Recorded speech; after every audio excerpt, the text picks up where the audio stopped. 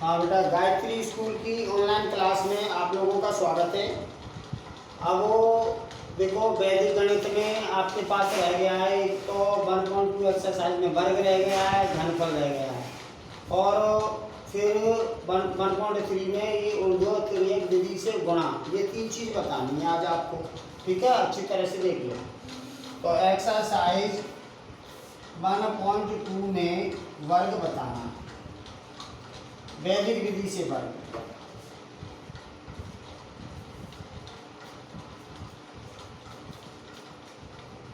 ठीक है, तो वर्ग का फॉर्मूला देखिए। वर्ग का फॉर्मूला होता है संख्या प्लस विचलन और ऑब्लिक विचलन का स्क्वायर। देखो, ये वाला फॉर्मूला अधूरा है, आगे संख्या ज़्यादा चली उपाधार होता है तो उपाधार भी लिख लो। यहाँ पे उपाधार लिख लोगे तो आपको कोई दिक्कत नहीं आएगी, सारे क्वेश्चन हो जाएंगे। अगर ऐसे करोगे तो आपको 10 आधार या 100 आधार पर ही मिलेंगे क्वेश्चन। 200, 300, 500 वाले है ना, वो मिस्टेक करेंगे। तो इसलिए यहाँ उपाधार अंक को लिख लो, उपाधार अंक। ठीक है, अब सारे क्वेश्चन हो जाएंगे इस फॉर्मूला से। चलो लगाते हैं यहाँ पे। पहला क्वेश्चन है हमारे पास 17, क्वेश्चन नंबर 17। क्वेश्चन नंबर 17 में 103 का वर्ग करना है हमें,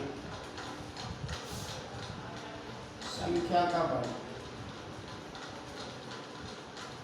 हमें 103 का वर्ग करना है, तो यहाँ लिखेंगे 103 का वर्ग।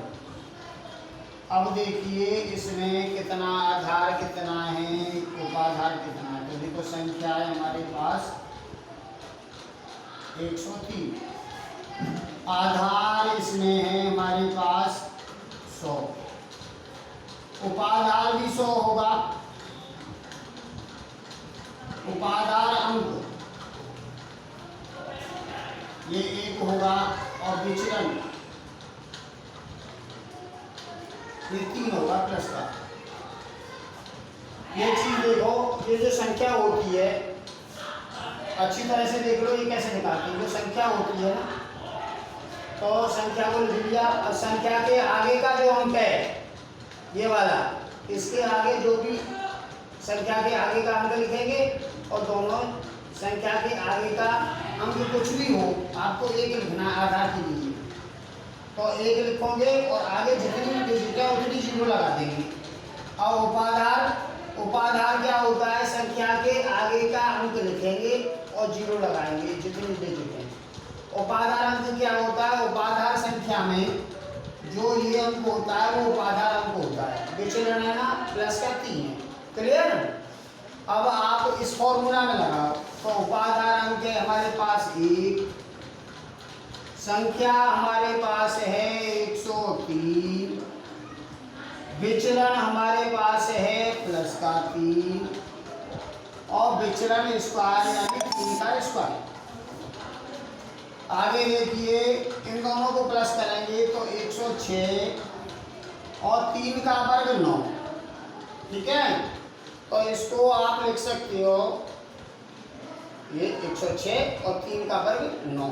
ठीक है, इसको आप लिख सकते हो 1, ये। क्लियर, ये वर्ग हो गया इसका, 2 संख्याओं का वर्ग हो गया। क्लियर। अब इसका नेक्स्ट क्वेश्चन देखिए।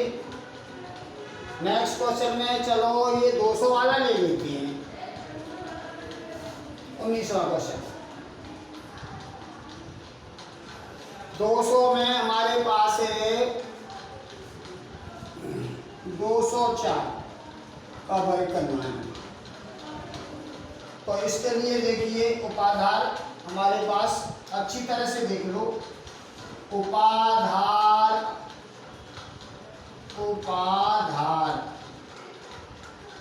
उपाधार में हमें ना ये संख्या के आगे का अंक लिखेंगे और पीछे जितनी भी संख्या है उतनी 0 लगा देंगे। ठीक है, और उपाधार अंक, और उपाधार अंक है ना 2, आगे की जो डिजिट होती है उसका 2 लिखेंगे, ठीक है। और आधार में आपको 1 के आगे 2 जीरो लगानी, क्योंकि ये है ना 3 डिजिट का है, तो 3 डिजिट में आधार है ना 100 है, ठीक है। विचलन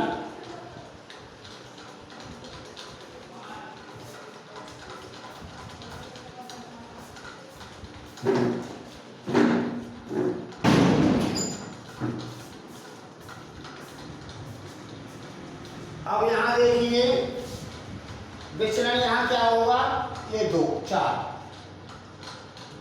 क्लियर है। एक बार फिर देख लो, जो संख्या होती है उस संख्या के आगे का अंक लिखते हैं और जितनी डिजिट पीछे हैं उतने जीरो लगाते हैं, ये तो उपाधार है। उपाधार अंक क्या होता है, ये इसके आगे की डिजिट, ये उपाधार अंक है। आधार 3 अंकों की संख्या है तो 100 होगा, 4 अंकों की संख्या है तो 1000 होगा। और विचलन ये आगे वाली संख्या, ये विचलन अब इसमें लगाएंगे सूत्र में, इसलिए इस सूत्र में हम फॉर्मूला लगाते हैं, ठीक है। तो देखिए इसको करेंगे हम, तो यहाँ पे देखिए उपाधार अंक है 2, संख्या है 204, प्लस विचलन है हमारे पास 4 और विचलन का स्क्वायर यानी 4 का स्क्वायर। फिर इसको लिखेंगे 2, इन दोनों को प्लस करेंगे तो 208 ऑब्लिक और 4 का वर्ग 16, क्लियर है। फिर नेक्स्ट देखिए 2 का मल्टीप्लाई इसमें करेंगे तो 416 और ये 16। अब आपके पास आधार है ना, आपके पास आधार 100 इधर भी है तो 0 9 लिखा जाएगा इधर, ठीक है।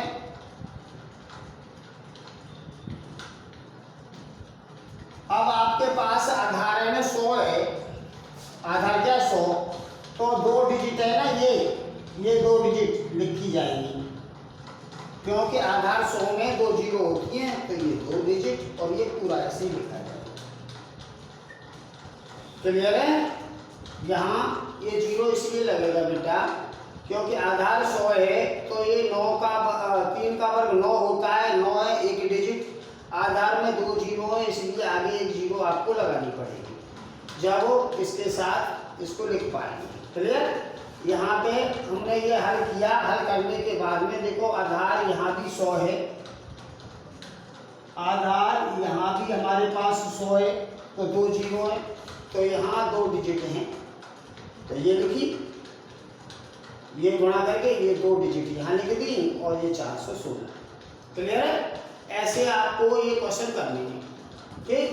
ये तो वर्ग है, अब मैं आपको घनफल बताता हूँ, इसका स्क्रीनशॉट ले लो 1 मिनट में। अब इसका घनफल देखिए,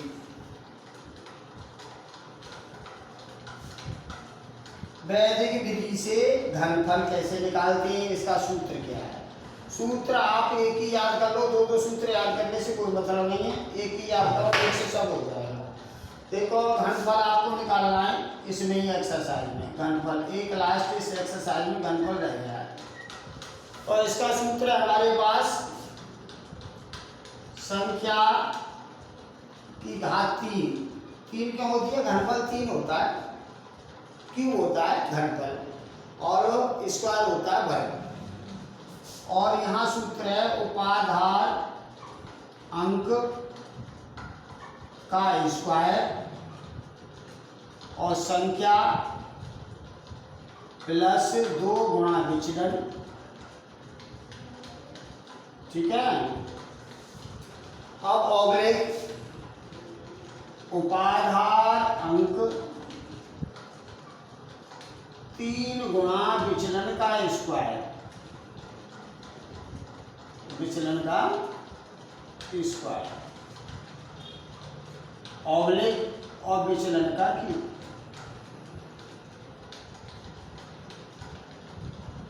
ये अब इसमें आपको देखो, मान लो ये सपोज दैट आपको 90 91 का करना है।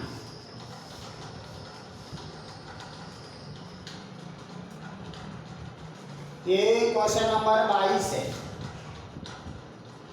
और होमवर्क में आपको 21वां ये 15 ये लिखना है, इसका वर्क करोगे।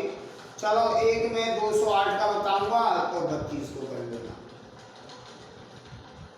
ये दो तो आप होमवर्क में कर लेना और दो मैं बता देता हूँ 91 का और 208 का, ठीक है।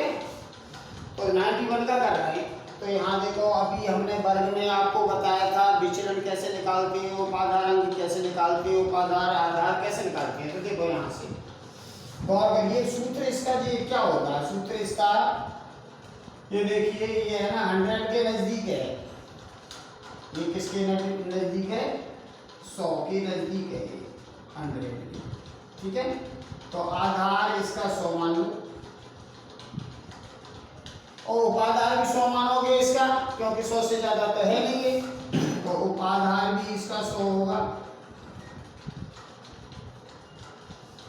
और उपाधार अंक 1 होगा। उपाधार अंक 1 इसलिए होगा कि उपाधार की आगे की जो डिजिट होती है वो उपाधार अंक होता है। और विचलन में आपका आएगा, देख लो ये 100 में से 91 घटाएंगे तो कितना आएगा, -9 आएगा विचलन, ठीक है। अब आप इसको यहाँ फॉर्मूला में इसमें लगाएंगे तो देखो लगाते हो, उपाधार अंक कितना 1, तो 1 का वर्ग संख्या 91, 2 विचलन कितना है -9, उपाधार अंक 1, 3 विचलन स्क्वायर -9 का स्क्वायर और विचलन क्यूब -9 का क्यूब। यहाँ तक आपको समझ में आ गया। ये विचलन संख्या, आधार, उपाधार अंक, विचलन ये आपको निकालना आना चाहिए। वर्ग में भी निकाला था हमने और इसमें भी निकाल रहे हैं, इसमें कोई प्रॉब्लम नहीं, ठीक है। अब आगे देखिए, इसको सॉल्व करते हैं तो 1 और ये आया 91 और इसका मल्टीप्लाई करेंगे तो -18 ऑब्लिक इसका मल्टीप्लाई करेंगे 3 और -9 का मल्टीप्लाई करेंगे तो 81 प्लस का और -9 3 बार गुणा करेंगे तो ये आएगा 81 में 9 का एक बार और गुणा कर लो, 9 8 72, ये 729 आएगा, ठीक है। 9 9 81 और 81 निम्मा 729 और ये 3 घात है तो इसलिए माइनस का आएगा, क्लियर। अब आगे देखिए, इसमें से इसको घटाओ, 11 में से 8 गए तो 3 बचे, 2 7 बचे, 11 में से 8 गए 3 बचे और 2 7 बचे। कैलकुलेशन आपको परफेक्ट करनी है, चाहे 2 मिनट ज़्यादा लग जाए लेकिन डाउट्स नहीं छोड़ोगे। कैलकुलेशन आपने परफेक्ट नहीं की तो कहीं भी क्वेश्चन गलत हो सकता है और जहाँ क्वेश्चन गलत होगा उसके नीचे का 0 है। आगे नेक्स्ट देखिए, 3 का मल्टीप्लाई इधर करेंगे, 3 और 8 24 और माइनस के 729। अब देखिए, इसमें आधार हमारे पास 100 है, आधार हमारे पास कितना है 100 है, तो 100 में 2 जीरो हैं, ठीक है। अब ये है नेगेटिव, अब इसको पॉजिटिव बनाने के लिए हम क्या करेंगे, इधर से मान लो 1 इधर ले जाएंगे तो 100 जाएंगे, 2 ले जाएंगे 200 जाएंगे, 3 ले जाएंगे 300 जाएंगे, तो 8 ले जाओ, 800 में से 729 घट सकता है तो 8 ले जाओ इधर से इधर, तो यहाँ 73, तो 8 इसमें से कम करो, 243 में से 8 कम किए तो 5 और ये आया 235, तो 235 यहाँ लिखो और 8 उधर ले गए तो 800 हो जाएंगे, 800 माइनस 729। समझ लो अच्छी तरह से, हमने इसमें से 8 कम किए तो ये आए 8 क्यों कम किए कि आधार 100 है, एक उधर जाता है तो 100 होती हैं, तो 8 उधर जाएंगे तो 800 हो जाएंगे, जिससे कि 800 में से 729 घटा देंगे तो प्लस की संख्या आ जाएगी। अब आगे नेक्स्ट देखिए 73, 235 और 800 में से और 729 हमने घटाई तो एक बचा और 71 बचे, ठीक है ना, तो यहाँ लिख दो 71। चलिए अब नेक्स्ट देखिए, आधार में 100 2 जीरो है तो 2 डिजिट आएगी इधर, और ये इधर से भी 2 आएगी, और ये 2 का इधर प्लस हो जाएगा, तो ये आंसर आपका आएगा। क्लियर है, आपको समझ आया? चलो एक और बताते हैं। नेक्स्ट क्वेश्चन देखिए,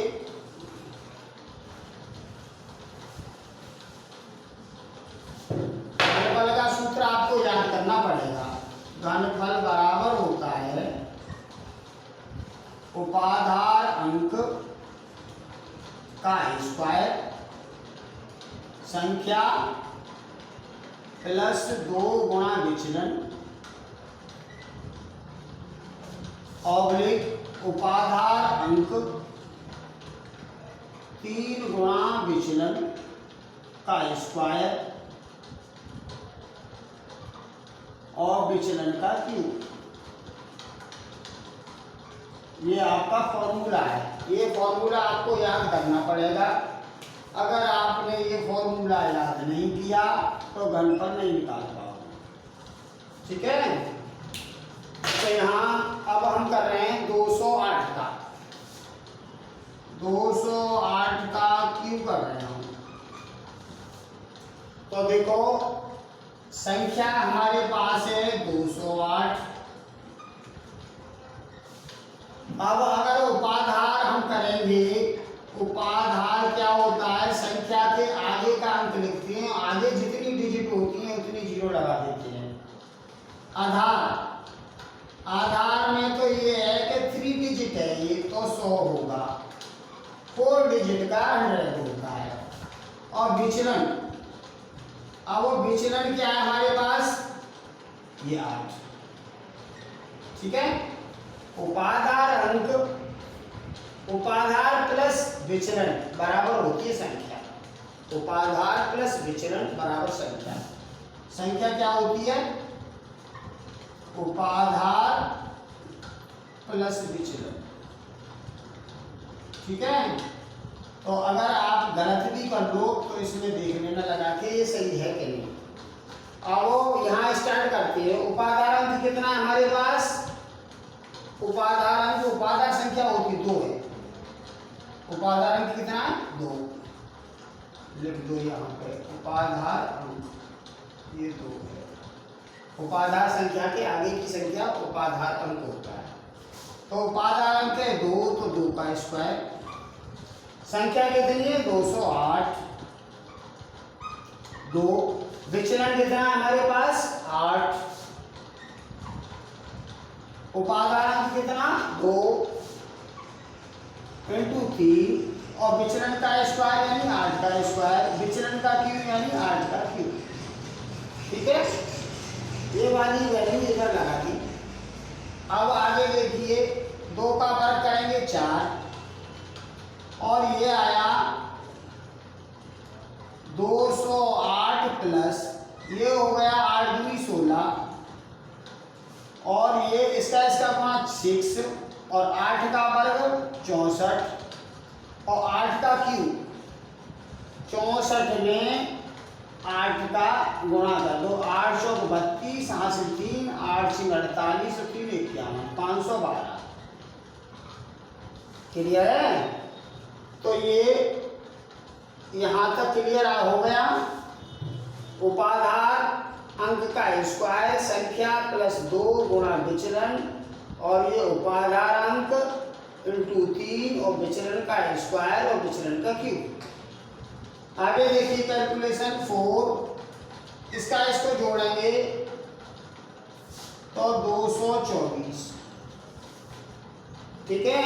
और इसका गुणा करेंगे तो 6 चौक 24 हासिल 2, 36 और 2 38, और ये 512।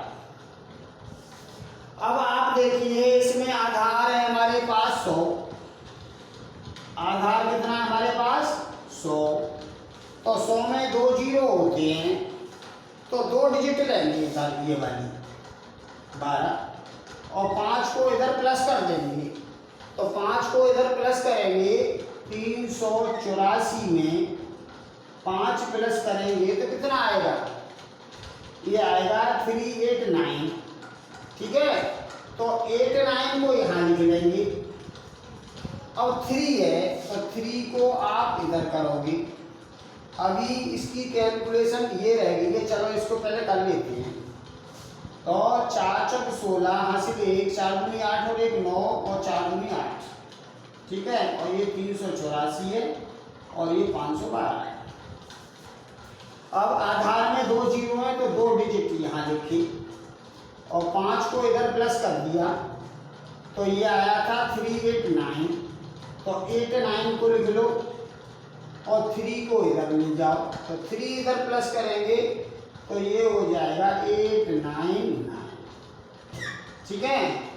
3 इधर प्लस होगा तो 6 और 3 9, क्लियर। ऐसे आपको इसका वैदिक विधि से घनफल निकालना है, क्लियर।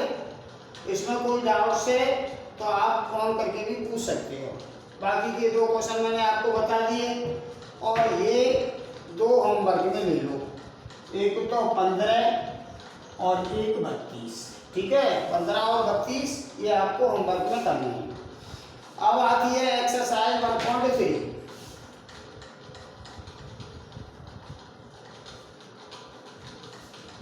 एक्सरसाइज 1.3। अब यहाँ तक का कोर्स तो हमारा हो गया, ठीक है। अब हम 1.3 कर रहे हैं। 1.3 एक्सरसाइज में ऊर्ध्व तिर्यक विधि से गुणा, ऊर्ध्व तिर्यक विधि से गुणा करना है, ठीक है। कैसे करेंगे इसमें, चलो मैं पहला क्वेश्चन लेता हूं। 486 गुणा 26। देखो ये ऊर्ध्व तिर्यक विधि से गुणा करते हैं ना, तो ये 2 संख्याओं में जो गुणा करते हैं उनकी डिजिट सेम होनी चाहिए। अब इसकी 3 डिजिट हैं और इसकी 2 डिजिट हैं, तो आप पहले 0 लगा के 3 डिजिट बना लो। अब 3 डिजिट हो गया। अब इसको कैसे लिखेंगे, देखो जैसे 486 है हमारे पास, कितना है 486, तो 486 में पहले 4 लिखेंगे, फिर 4 और 8 लिखेंगे, फिर 4 8 6 लिखेंगे, ठीक है। आगे से पीछे की साइड करते जाते हैं, तो 4 लिखेंगे, फिर 4 और 8 लिखेंगे, फिर 4 8 6 लिखेंगे, फिर पीछे के ये दोनों 8 6 लिखेंगे और फिर लास्ट में 6 लिखेंगे। समझ लो अच्छी तरह से। पहला अंक 486 का पहला अंक, और फिर पहले 2 अंक, फिर 3 अंक, फिर बाद के 2 अंक, फिर लास्ट का 1 अंक। ऐसे ही इसका कर लो। 0 2 26 है, तो पहला अंक 0, फिर 0 2, फिर 0 2 6, और फिर 2 6 और फिर 6।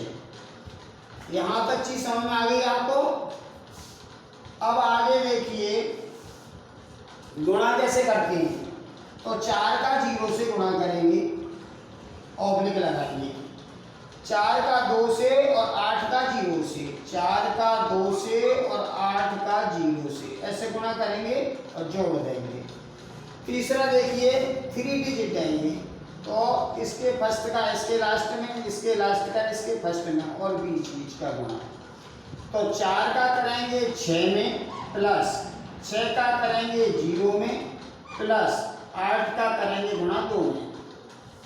क्लियर है ना। फिर इसको क्रॉस मल्टीप्लाई करेंगे, 8 का 6 से और 6 का 2 से, और फिर इन दोनों का गुणा।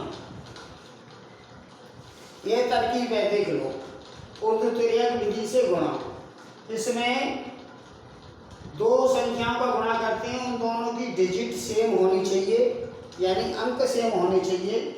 और इसको लिखने का तरीका, पहला अंक लिखेंगे, फिर पहले 2 लिखेंगे, फिर 3 लिखेंगे, फिर बाद के 2 लिखेंगे, फिर लास्ट का 1 लिखेंगे। ऐसे ही इधर किया। और फिर एक एक संख्या है तो ऐसे ही मल्टीप्लाई करके लिखेंगे, 2 संख्याएं तो क्रॉस मल्टीप्लाई करके जोड़ देंगे, 3 संख्याएं तो क्रॉस मल्टीप्लाई करेंगे और बीच का मल्टीप्लाई करेंगे और तीनों को जोड़ देंगे, और ये क्रॉस मल्टीप्लाई करेंगे और जोड़ देंगे, और ये मल्टीप्लाई करेंगे जोड़ देंगे। ठीक है। अब आगे देखो, 0 का 4 में गुणा 0, और ये हो गया 8, और 8 का 0 में 0, 4 6 24, और ये हो जाएगा 0, और 8 दूनी 16। ठीक है। 8 6 48 प्लस और 6 दूनी 12, और 6 और 6 का गुणा 36। क्लियर।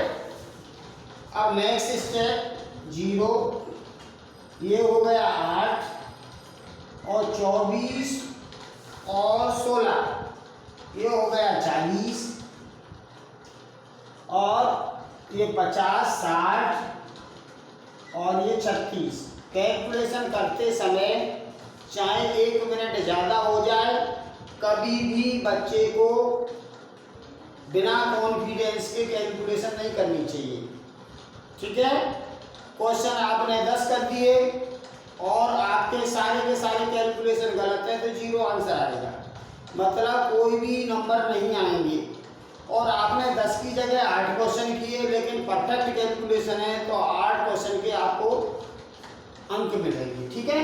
तो आप परफेक्ट क्वेश्चन करें, लापरवाही न करें। अब यहाँ से देखिए, अब यहाँ पे देखो, ये है ना 6,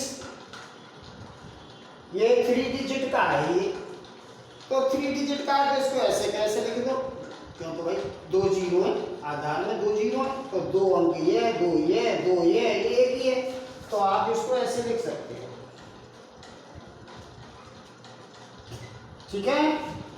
इसमें कोई डाउट्स हो तो आप पूछ सकते हो। ठीक है। और इस क्वेश्चन को थोड़ा स्क्रीनशॉट ले लो, फिर एक और क्वेश्चन में बताता हूँ।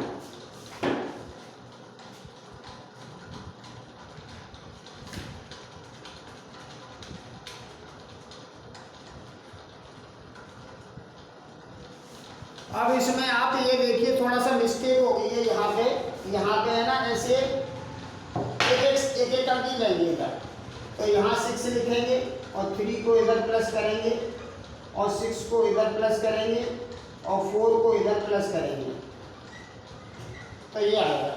ठीक। इसमें कोई डाउट्स हो तो पूछ लेना। अब नेक्स्ट क्वेश्चन देखिए,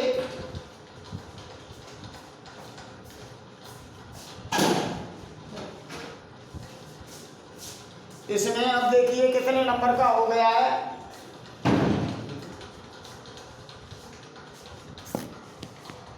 वीडियो हो गया है, अब ज़्यादा लंबा हो जाएगा तो फिर जाने में दिक्कत आएगी। ठीक है।